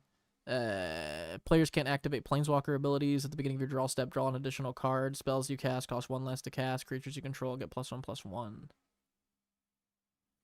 Yeah, I'm seeing a few that are too high mana now. That's kind of what I'm thinking, Matt. There's a few things now where I'm like, I don't know if the Immortal Sun's necessarily worth it. It's really good, but I just don't know if it's necessarily worth it. And Bootlegger Stash are both kind of meh, in my opinion, compared to all the rest of the deck. The rest of the deck seems like very, very good. The One Ring, yes, sir. You put the One Ring in his deck, yes. I don't even have to read that. Disgusting. Fucking disgusting. The Ozolith, disgusting card as well. Move all your counters around and stuff dies. Very, very gross. Doubling season. Put double the counters. Hell yeah. And double the tokens. Hardened scales. Additional. Is it additional or is it double for hardened scales? Additional. You get an additional counter. I don't know why it doesn't just say additional. I hate that it says put one of those plus one. Couldn't you just say whenever you put one or more counters, put an additional one of those counters on there? I don't know. Ristic Study, Teferi's Ageless Insight. Yeah, those are bangers, dude. You got the One Ring, Ristic Study, Consecrator Sphinx, dude. Cyclonic Rift. Off that alone, you're going to be doing pretty good. This deck's going to be doing pretty good, saucy stuff. Tropical Highland. That is so fucking cool. Okay. I was going to recommend Reliquary Tower if you don't yet. Yep, Reliquary Tower right there. Do you feel like you have protection? Yeah, I'm seeing a few that are too high right now. The Immortal one doesn't give a counter either, just a floating 1/1. Yeah, I think that the Immortal Sun and Bootleggers can probably get cut. I really like everything else in the deck, if I'm being honest. Maybe Give and Take. That was another one where I was like, that might not be good enough compared to all the other stuff. Okay, so which you do have, so you have redundancy with the Decanter. True. You got 2 of the no infinite hand size. Okay, so chat. It's time for you to come in clutch. We're looking at a Pure Imaginative, a Rascal, Toothy Imaginary Friend, Wheel deck. We're trying to get Toothy huge and Bash Face with it. Do you have a Rogue's Passage? Yes, you have a Rogue's Passage. Do you have... Well, I get the Avatar land that gives unblockable. You have to pick 2 creatures, right? That have the same creature type. So I don't think that'd be too easy with the whole illusion thing.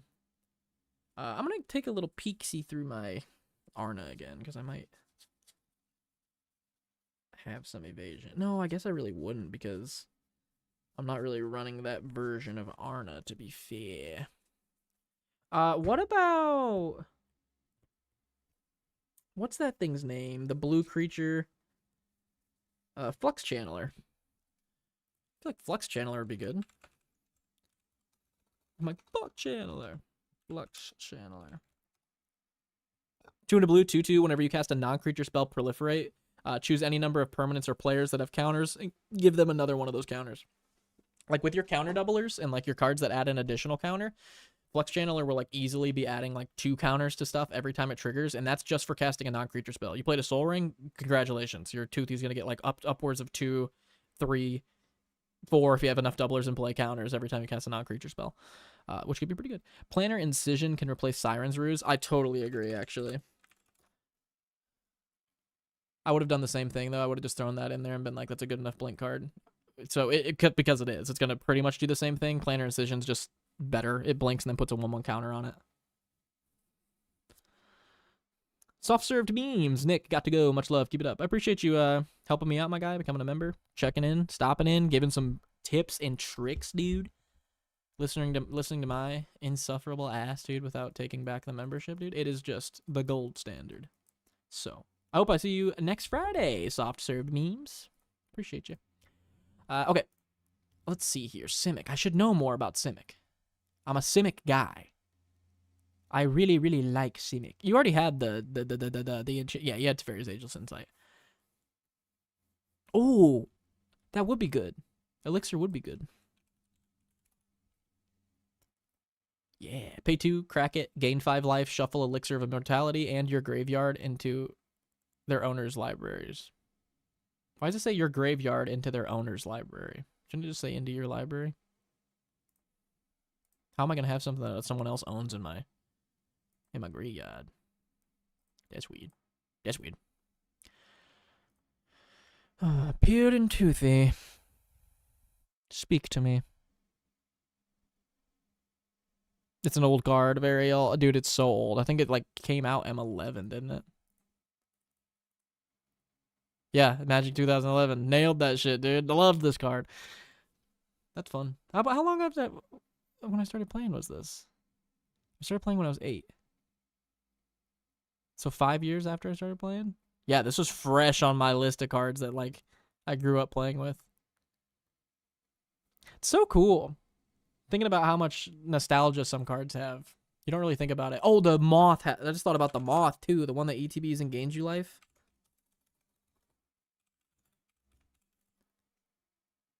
Oh, Golden Glow Moth. Shadowmoor. Ooh, I used to look at this card all the time when I was little. I was like, I love this artwork. It's just fun. You already have a counter engine in the command zone. I don't understand the point of doublers.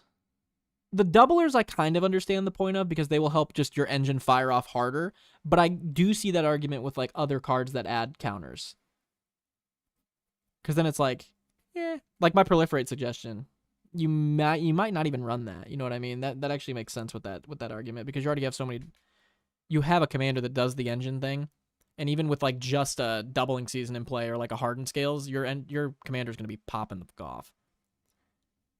Maybe Blessed Respite. He has Blessed Respite in here, I'm pretty sure. That's the green one. I'm fairly sure he has this in the deck. PMAC Dance, dude. Welcome to the Lotus Blooms. Damn. Thank you, my guy. Wow. What a productive stream. I appreciate that a lot. Damn. Thank you. I often get Toothy to above 21 damage quickly and kill someone instantly. Okay, fair. If he's playing the deck and it's going that quick, I totally get that. I still play Negator in my Sephiroth because the nostalgia. Negator. What the hell is that? Oh. Yeah. I see the nostalgia with that one. That's fire.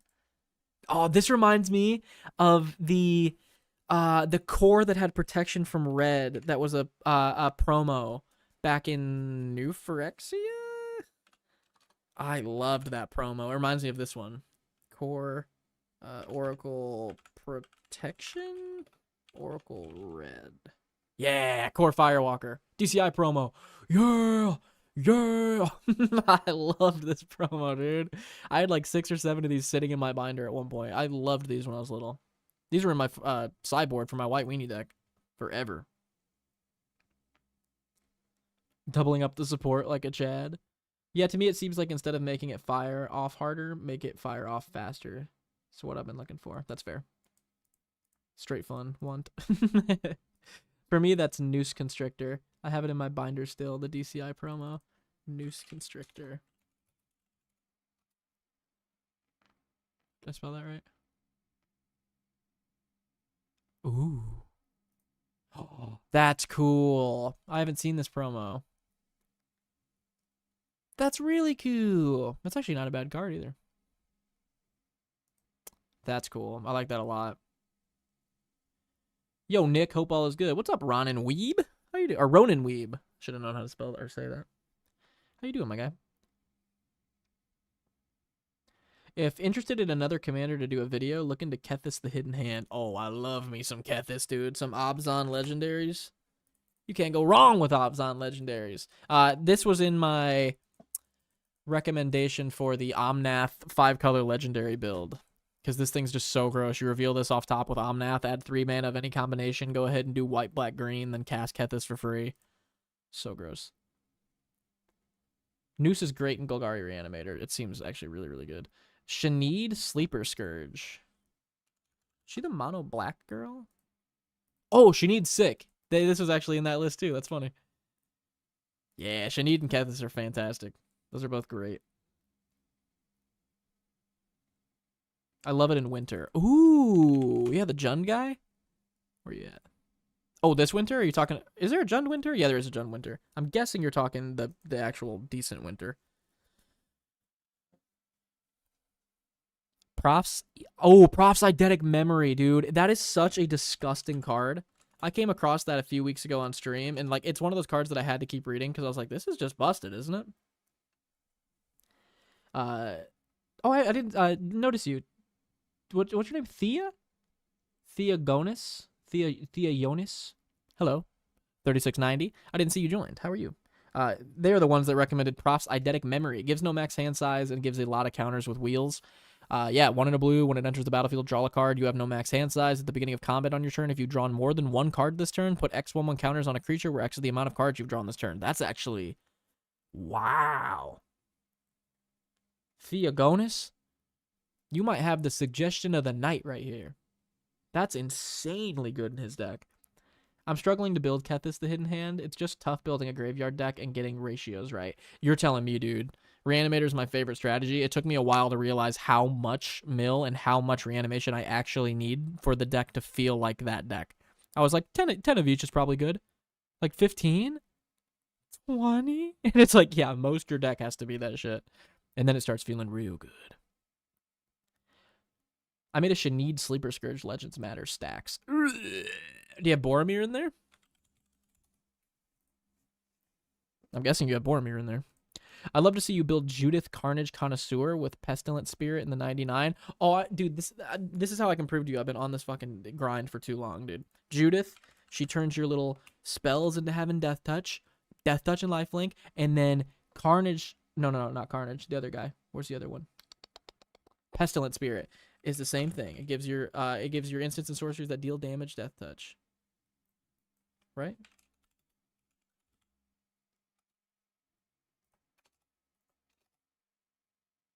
Instants and sorcery spells you control Death Touch, baby. Me and my brother played this game one day. I got like 5 cards in a row, and then I couldn't get the 6th one, but he was like, damn, that's actually impressive with 46,000 cards. That is such a nasty deck, dude. The fact that they made Judith is really, really cool, because I remember Pestilent Spirit being on my daily card highlights. I don't know if any of you have been around that long. Matt, you seem familiar enough that you might be around that long. We used to do daily card highlights. I did like 280, maybe 300 episodes of uploading a card a day, get daily card highlights. That was like a big part of this channel starting. Pestilent Spirit was on that list, and I was like, it'd be cool if there was a deck in the future that could do that. And then they went and printed the freaking girl that did it, and that's so freaking cool. Very neat. For a Grixis commander, look into Evelyn the Courteous. That you're calling out all the ones I've considered. This is so funny. I was actually gonna build Evelyn because I always overlooked her and thought she was a vampire commander. And then I read her and I was like, wait, if you just play Evelyn, you're still just getting a ton of value in exile off the top. Like, yeah. She looks fun for a video idea. I really do agree. I was considering it, talking about her and being like, oh, that's what it was. I brought her up in a video about commanders that, what was the phrasing I used? Commanders where you read the first half of them and you think they're one way, but they end up being a different thing.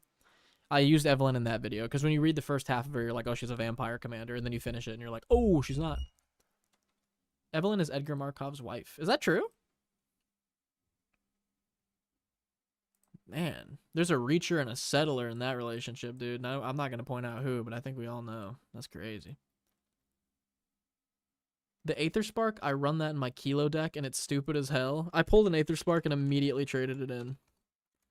I had no connection to that card at all. That was like a card where I was like, I don't fucking care. 4 for Equipment Planeswalker.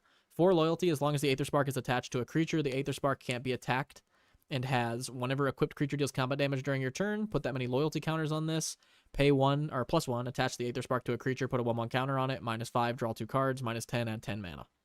It's very, very good. It's an incredible card. I was just not into it aesthetic wise. I was not into this set, if I'm being honest. I'm really not a huge fan of it. But yeah, definitely broken and toothy for sure. I agree with that. King of Dream, what's up? J4 Braun, what's up? What's good, Nick? Appreciate you putting in the work every Friday. Thank you, J4 Braun. Or Jabron. Or Jabron. Whatever. Or Jabroni. We got there. My pet card made Edgar a vampire. So you're the cause of all this, dude. I also posted my Mr. Negative deck in your forum. If anyone in chat hasn't seen that commander, you need to see it. Never felt more in control while playing commander. Your Mr. Negative deck is very close. If not next week, the week after that. I'm actually pretty sure it might be next week, if I'm not mistaken. That looks like such a cool commander, by the way.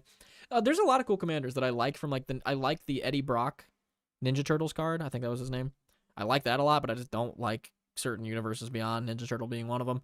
And I really like the Green Goblin, like a ton. The Grixis one, but I'm like, I don't like Green Goblin, man. If they had universes within of like maybe just the legendaries or something, like the commanders, like I would play so much more of these.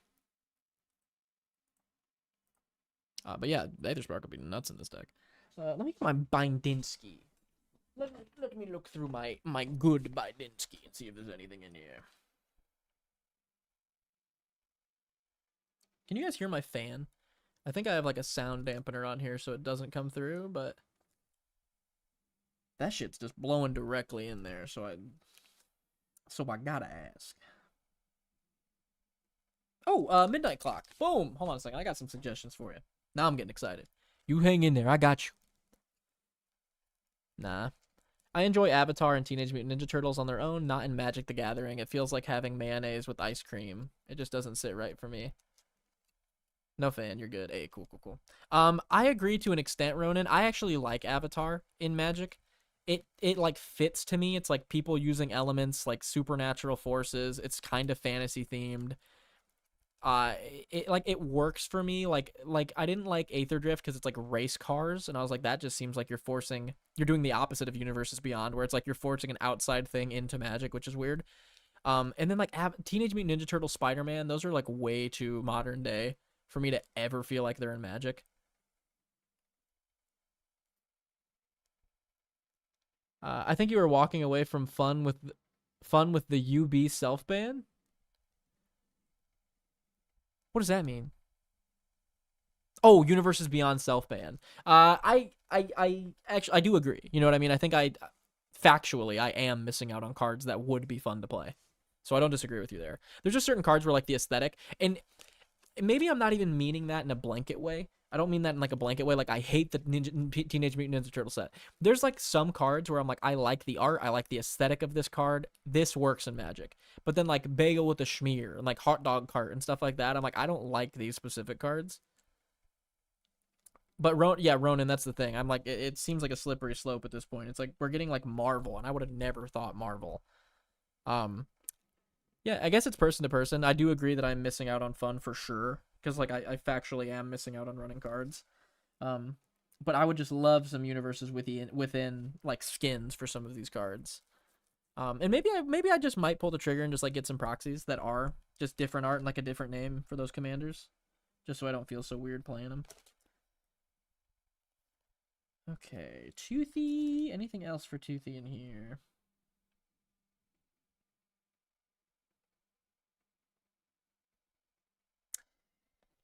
I was gonna recommend Tyvar to double Toothy's health, but then I'm like, that seems a little redundant.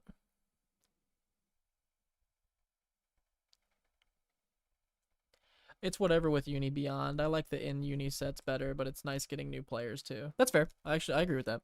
Like, what about 2-drop Super Shredder? Too sweet. Free yourself, brother. I can't lie. The 2-drop Super Shredder is one of those cards that I was talking about where I'm like, see, now this one I'm okay with. I'm like, this is sick. This feels magic-y and ninja-y. I like it. But then, like, the Green Goblin one, where he's, like, sitting at a desk on the front side, I'm like, I don't like that art. Free yourself, brother. Universes with the in skins would run... skins I would run for Sonic cards. I don't know shit about Sonic and don't really care. 100%. Stuff like that, I would really appreciate it. But I guess we could just do that with proxies or whatever. Thanks, everyone, for the toothy suggestions. Added 8 to the sideboard. Hey, nice. Keeper of Fables, perhaps. It's a bit awkward, but it's good. Keeper of Fables.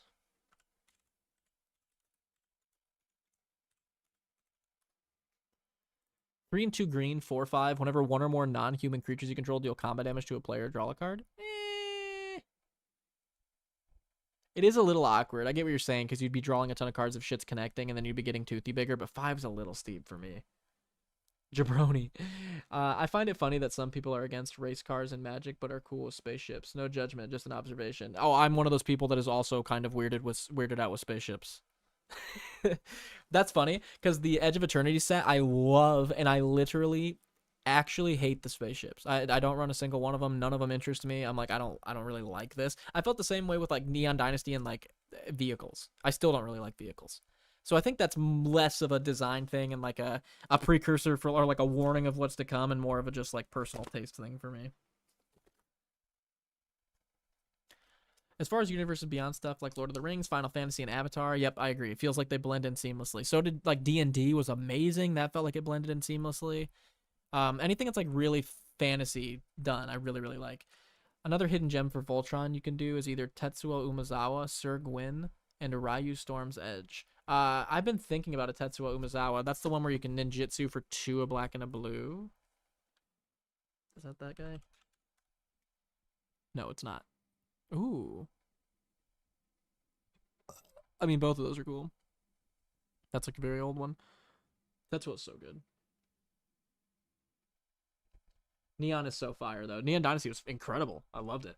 Edge of Eternity feels like testing grounds for Star Trek. Yeah, a little bit.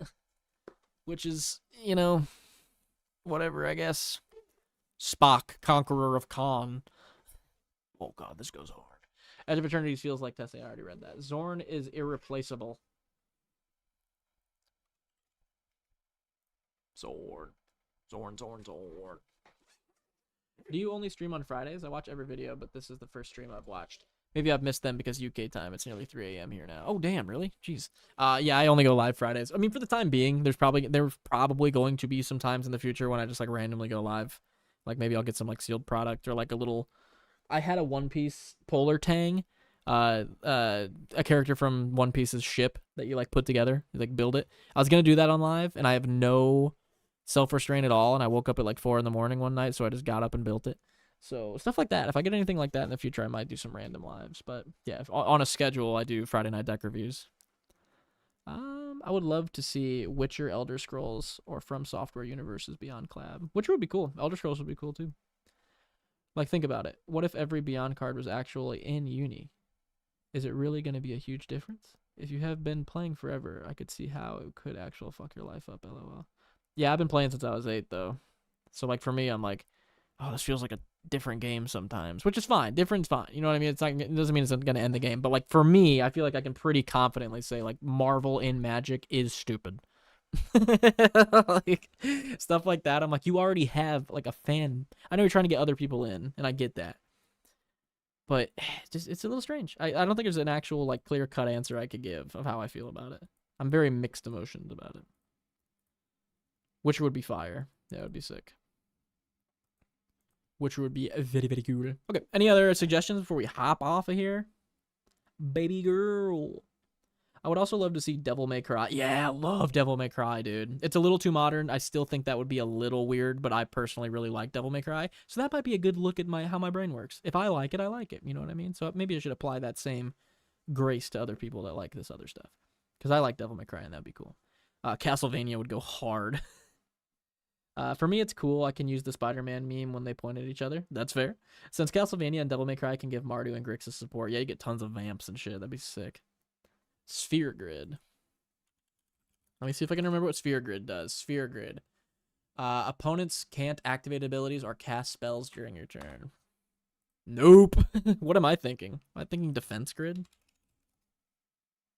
Yes. They can't cast spells unless they pay 3 more. I was thinking Defense Grid. Sphere Grid. 1 and a green enchantment. Whenever a creature you control deals combat damage to a player, put a 1/1 counter on that creature. Creatures you control with 1/1 counters on them have reach and trample. Ooh. That's good. I like that. Later, bro. Move smooth. You too, everything. I appreciate you stopping by. You were a lot of help this stream. Ronan Wee, one question, Nick. Do you watch anime? I do. I love One Piece. I'm absolutely fucking obsessed with One Piece. Caught up on the anime. I don't read the manga of it though. I really let me think. I like Samurai Champloo. My top five. Number 1's One Piece because I've never been into like anything as much as One Piece. It's so good. Number 2 would be JoJo's Bizarre Adventure. Number 3, or I think I said 3. I meant 2. Maybe I said 2. Number 2, JoJo's Bizarre Adventure. Number 3 would be probably Gurren Lagann. I really enjoyed Gurren Lagann a lot. Number 4 would probably be Death Note, just because it was not even that I'm that obsessed with it. It's just too good, and I remember it impacting me so much that I was like, I have to put this on here. It's very, very good. And the 5th one, Attack on Titan was fun. I don't think it's my top 5 though. I don't know if I have a 5th. I think those are my 4 that I really, really like. I'm waiting for my 5th. I just started.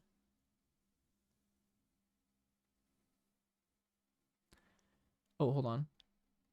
If so, what is your favorite anime? Mine is Black Clover, since I'm young whippersnapper. Black Clover. I've actually been meaning to watch that. I might check that out. What up? Hey, what's up, Kryptonite? We're actually just about to wrap up, of course, but that's all right. We still got some time to talk here. I also love Vinland Saga as well. I've heard Vinland Saga slaps. I need to check that out.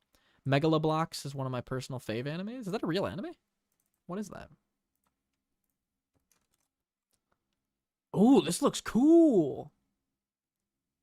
Ooh, I'm gonna save that. I really like the art style of that a lot. Okay. Trigun. Trigun.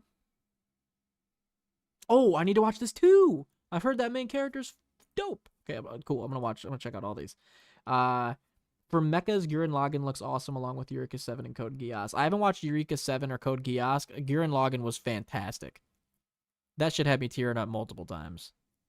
I couldn't get behind Death Note, honestly. It is super edgy. Death Note is like the ultimate like edgy kid in the back of class being cool and edgy. Like, so I also watched Death Note when I was like 14. Along with like High School of the Dead. And I was like, this is the coolest two things I've ever watched. Terra Symbiosis might be nice in this deck. Oh, Terra Symbiosis would be really nice in this deck. Are you kidding me? That'd be perfect. Is it 2 Rs? Yeah. 2 and a green enchantment. Whenever one or more 1/1 counters are put on a creature, you draw that many cards. And it triggers once a turn. So with your Toothy, if you like draw a... Oh, wait. Does Toothy get independent 1/1 counters for each card you draw, or if you draw like 6 cards all at once from like a Mind Spring, are 6 counters getting put on it all at once, or does each draw you do trigger a different individual 1/1 counter? I would think it's all at once, but I'm not sure. Ouroboreoid would be good too. Ouroboreoid. What the hell? That's not Ouroboreoid. What the hell going on? What the going on? Maybe too high mana, but have you heard of Tectonic Split for your Taval deck? Is that the new mono green Toph card? The 4 and 2 green one? Yeah. I was considering it. Sacking half your lands is disgusting. That's like very rough, but then also with Taval you can get them back, which is nice. And then lands you control have tap at 3 mana of any color. Then you could ramp out some like... I think this is a win more card. I think by the time I play this, I should already be doing the reanimation thing I want to be doing. And that's what my gut's telling me, at least. Each card you draw. Vampire Hunter D looks like the type of anime for those that love fiction titles like Van Helsing, Bloodborne, and Castlevania. I haven't heard of that one yet. Oh, I just started one today, actually. I don't know how I didn't think about that the second you asked me this question. I cannot pronounce the name at all. It's it's the new trash one. Where the guy, like, refurbishes trash and, like, people get thrown down into, like, the dump underground. I can't remember what it's called. From what I've seen, first episode, I liked it. Intro slapped. Character was funny. Cool. Outro was, like, weird as shit, but, like, 2 seconds in, I started jamming out to it. And I was like, all right, I like this. You can put this tectonic thing into play with other things like Academy Rector. Gachiakuda, yep. That's the one. That's the one. Just watched episode 1 of that, and that was fire. You can put this tectonic thing into play with other things like Academy Rector. Oh, because it says it's addition to its cost. So if you cheat it into play... I like that. Put an enchantment card directly into play with Academy. That's really good, actually. I like that. I build decks a little weird because a buddy of mine plays nothing but braids. That's fair. Like, I have to prep for braids on all my builds. Gachiakuda has the similar art style feel as Fire Force. Fire Force slaps. It does. I just couldn't get into, like, Fire Force's, like, the whole idea behind it. I'm more than likely going to give that anime a chance and end up liking it, but just like the concept behind it, I wasn't sold on. I was like, firefighters with like powers and stuff. Like, man, I don't know if I'm sold on it. But it's probably something I'm gonna check out. I think that's why Gachiakuda was like so cool to me, because I was like, I like this art style a lot, and I really like this setup for it, like a trash world. That's super cool. So things like Tectonic Split are great for me. Yeah, fair. Oh, true, because you're cheating in braids. You have to cheat in a Tectonic with braids. That's actually fair. I think blue braids, because he's cheating stuff in, if I'm assuming. Manamorphose was the card Storm was a reskin of. Oh, yeah. That's, wait, what? Why? You said that, and I'm like, yeah. Wait, why? Okay. Aurora Borealis, whatever. Sure. You'd love Soul Eater. Soul Eater. I've watched a little bit of Soul Eater when I was in like middle school. That's where the weapons are alive, like the guy's a scythe and stuff. Soul Eater. Am I thinking that right? Yes, I actually did watch Soul Eater. This was sick. That one dude's like Death's kid, the guy that's like obsessed with like stuff being even. Soul Eater's sick. I need to finish it actually. I don't think I finished it. Soul Eater, it has my interest. It looks like a ton of fun. It does look fun. Thank you, PMac. This is exactly how people need to be in my chat for me to remember things. There we go. Aurora Boreoid. 2 and 2 green, 1/3 at the beginning of combat on your turn. Put X11 counters on each creature you control, where X is this creature's power. I mean, yeah, if you can give Aurora Boyd like a big buff for 1 turn and then just absolutely dump those out, it seems really good. The actual Storm card is gross. Yeah, she is. Actually, is really good. If it wasn't Storm, I'd be like, That's the card I was thinking of. Same. Yeah, Aurora Boreoid's great. This is the card that my brother pulled out of a pack, and now that I look at, no, he pulled the Symbiosis one. How much is that? Because I'm gonna feel bad if it's too much. 620, and then I pulled a Cosmogrand Zenith. Is that rose above 620? No, it's 672. Okay, that was a good trade then. I pulled the Cosmogrand. He pulled the Terra Symbiosis out of 2 packs we got, and he really needed the Terra. Or other way around. I pulled Terra. He pulled Cosmogrand. I really needed Cosmogrand. He really needed Terra. And we traded because they were similar price, and they're still similar price. So it's still a good trade. I love Cosmogrand Zenith. This thing's fucking nasty. It's actually so gross. All right. Okay. I'm gonna hop off, boys. After this, I appreciate you guys checking it out. I really appreciate the members joining. That's actually incredible. So thank you a lot for the support, especially around Christmas. You did not have to do that, but helps me a ton. Yeah, appreciate you guys. Watch out for Wednesday. I'm gonna upload a follow-up to both of these, like I do every other Wednesday that follows the Friday Night Deck Reviews, where I will give you guys some more suggestions and a more in-depth look on your guys' decks. So check those out on Wednesday. Yeah, that's all I gotta say. We had an upload today. If you guys haven't checked that out yet, it was supposed to upload at noon. It uploaded at like 3:30. So if you haven't seen it, I do not blame you. Check out the channel.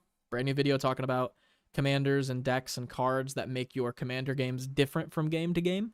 So if you've been looking for some diversity in your games, you can check out the channel for that. And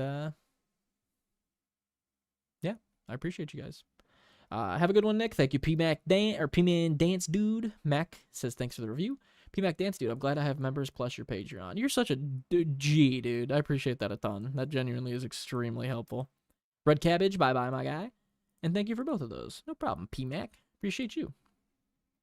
Cool. Thank you guys a lot. Ronan Wee, Matt, the Red Cabbage, DST Coon.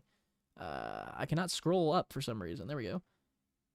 King of Dreams, Crypt Knight, DST, I already read DST. The Everything I Know, 6-4. I already read Matt. Jabroni. We had so many new people today that I've never seen in the chat before. Very, very cool. King of Dreams, 900. Theogonus. I forgot about Theogonus, the goat. Theogoatness. Huge thanks for PMAC Dance Dude for the membership. That is extremely cool of you. And then also big thanks to Soft Served Memes. I haven't seen him in chat, and he goes ahead and becomes a member the first time I've seen him, which is crazy. Actually, I think you both did that. I don't think I've ever seen PMAC Dad in this chat either. I've seen names similar that have confused me, but not that one exactly. 2 first-time live streamers just joining. That's wild. So check out the Patreon page, YouTube page, so you guys can get the form, so you guys can submit some decks that I can look at. Yeah, I could talk forever. I could talk in a loop on outros, so I'm out of here. Thank you guys a lot for watching. Appreciate you.